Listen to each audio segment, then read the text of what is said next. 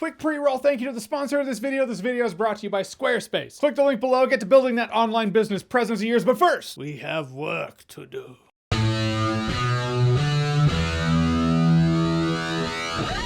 The Little Things. So The Little Things is written and directed by John Lee Hancock, and it's this month's HBO Max Warner Brothers exclusive. What do they have, like one coming to HBO Max every month?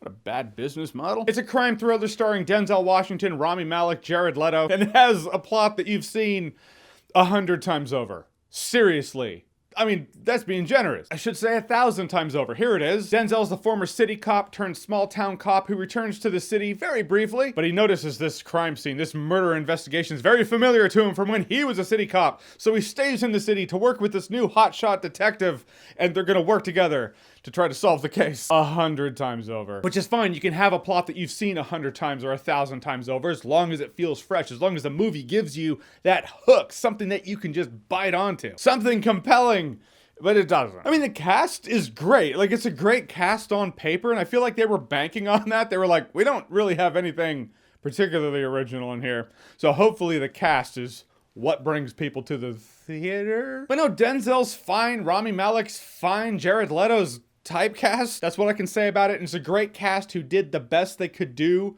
given the material they got. But you really feel like the movie was cast based on the typecast. Like, all right, we need an older big city cop turned small town beat cop who returns to the big city detective. Oh, Denzel. Perfect. Young hotshot up and coming detective.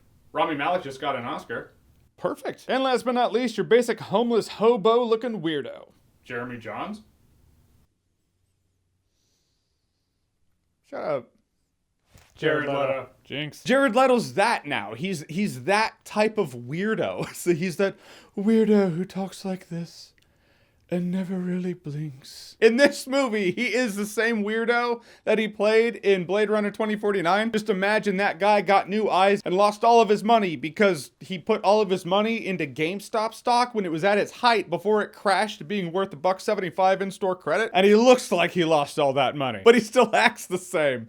That's his character here. It wasn't enough for me. I felt like the actors in this movie had enough to be told, hey, just kind of do what you do. And that's the thing, no one really makes the roles their own. They feel like they're going through the motions, and I don't put that on them. We know they're great actors. We've seen them give a lot of great performances. Denzel is at the top of that list. But there's just not enough in this script for them to make it their own. And that brings me to Denzel and Rami Malek. They're the two working together. I didn't feel any of that chemistry here. I'm not trying to compare this movie to Seven. I'm just saying if you can have a murder mystery cop investigation in which you have one cop and another cop separated by an entire generation, and they're working together, they'd never worked together before, but you know, they're trying to solve this case, and in Seven, it completely works. At first, they're not super close, but you feel that cop relationship build. I didn't get any of that here. It just felt like a couple people clocking in for the day, like, all right, we're here when they say action, we go home when they say cut. This bummed me out, because I know the actors in here have so much more to give. I started this video out pretty pessimistic, to be honest with you. I mean, it starts out compelling enough. This girl's being chased, she's trying to run from some asshole, you don't know who it is. But from the get-go, I was like, this is pretty compelling stuff. I'm digging this, I'm liking it. And then it gets going, and I'm like,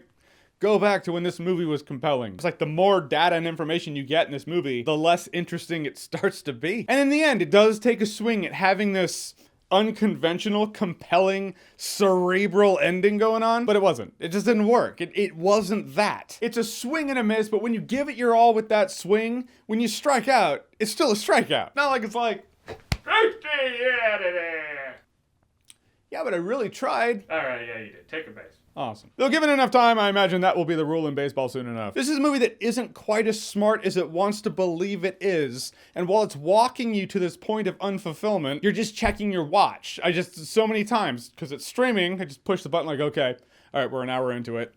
Got another hour to go. Yeah, I'm just babbling at this point. I already gave you the hint. I'm not going to remember this movie in T-1 day. Yep, already forgot. And again, thank you to the sponsor of this video. This video is brought to you by Squarespace, the all-in-one platform to build your online presence and run your business. They sell over 200 top-level domains so you can find that perfect name for your website. There are no hidden fees or price hikes, so buying a domain on Squarespace is very simple. But more than that, in this world of increasing online business, it really is a hub to get that online business of yours going. You can present your videos from YouTube, Vimeo, or Animoto on your Squarespace site. Every design automatically includes a unique mobile experience that matches the style of your website. You know how many of my views are on mobile phones? a lot. So Squarespace offers you a free trial, so get on that because free is good. Free is right. Free works. And when you're ready to take that plunge, click the link below, go to squarespace.com/JeremyJohns, get 10% off your first purchase of a web page or a domain. And thank you once again to Squarespace for sponsoring this video. I do appreciate it. All right, so The Little Things. Have you seen it? What did you think about it? Or what's your favorite investigative murder mystery detective movie? Whatever it is, whatever you think, comment below, let me know. And as always, if you like what you've seen here and you want to see more, click right here to see more.